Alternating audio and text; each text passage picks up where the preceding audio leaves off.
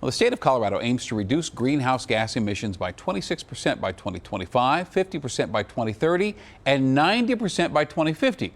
But a new study from Energy Innovation finds that our current climate change policies will only reduce emissions by 18% by 2050. Now, CDOT wants to boost that by installing electric vehicle chargers at some of Colorado's rest areas. But a federal law passed back in the 60s stands in the way. So tonight we're going in depth on a government expansion of EV infrastructure.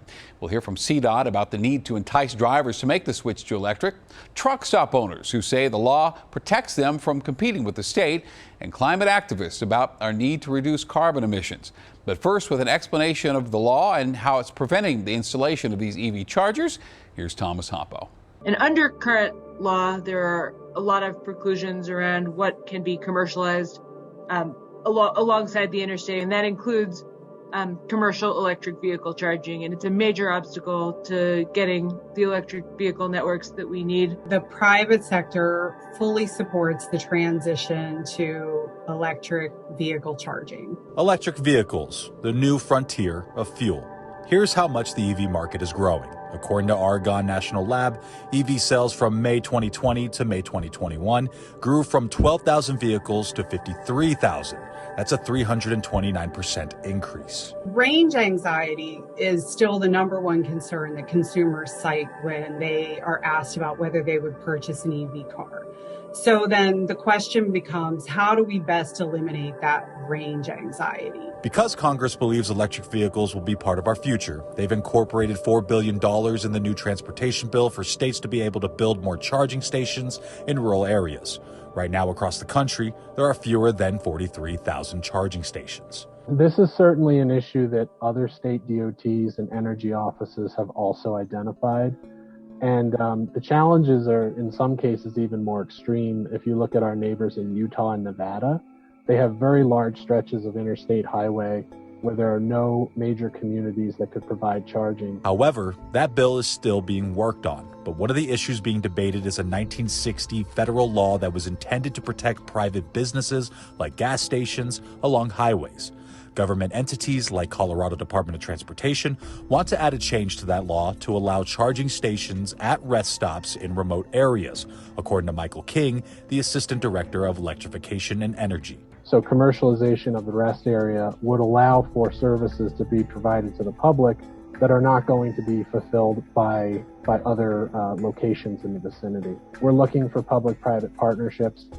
We want to maintain the transportation system and offer these services to the public, but we're not looking to compete with the private sector. We're looking to partner with them. Those against the law change believe that chargers on government property like rest stops will undermine those private investments, according to Tiffany Wazowski-Newman of the National Association of Truck Stop Operators. We believe that the most efficient way to bring EV charging to market is to replicate the existing network of refueling stations that currently provide a safe and reliable fueling experience for consumers. If fuel retailers are faced with unfair competition from states, then they are disincentivized from investing. And the result is that consumers will ultimately have fewer options for charging instead of more. Range anxiety does not exist for drivers of gasoline or diesel-powered automobiles because there is a network of 150,000 safe and reliable places to fuel. We need to incentivize the private sector to make the investment in EV charging. While both sides do agree that charging stations are a necessity of the future, it's going to take some time in order to find some common ground on how they will be implemented.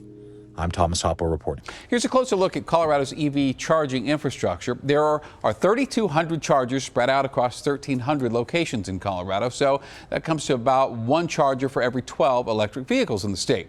Drivers we spoke with say once you're out of the metro, finding one near you gets significantly harder, but they hope that's going to change. They're not really designed yet to travel across the country. They won't hold the charge, and there's not charging stations that are available.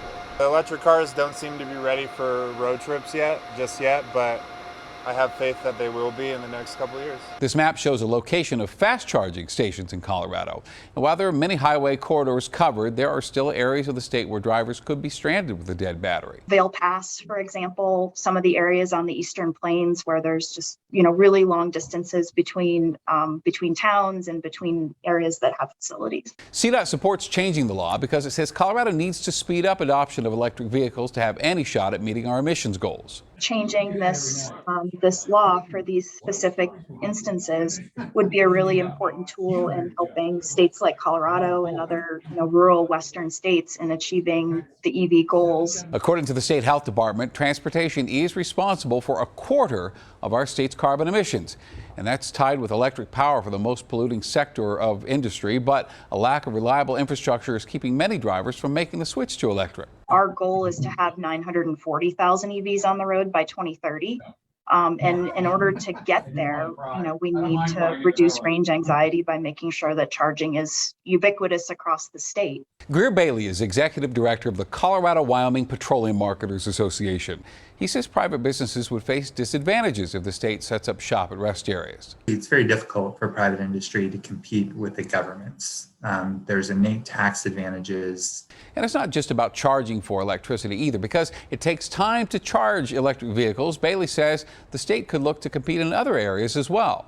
It's not hard to kind of look down the road and see, the state wanting to have concessionaires or, operate convenience stores and stuff at those rest areas so that the people who are sitting there for 30, 45 minutes charging their car have additional services. CDOT says the state has no plans to do anything like that. Instead, they want to strategically place chargers to stay away from established commercial interests. In these remote rural areas, that interstate rest area may be the only viable location for this within dozens or, again, even hundreds of miles. But Bailey has his doubts. EV charging at rest areas, certainly understand the state policy, but we don't think it'll stop there. Climate activists say we can't wait for private companies to invest in EV technology, even if ozone levels are trending downward. We're slowly bringing down ozone pollution, but we need to do it faster. The Colorado Public Research Interest Group says the Front Range is uniquely designed to promote high ozone levels.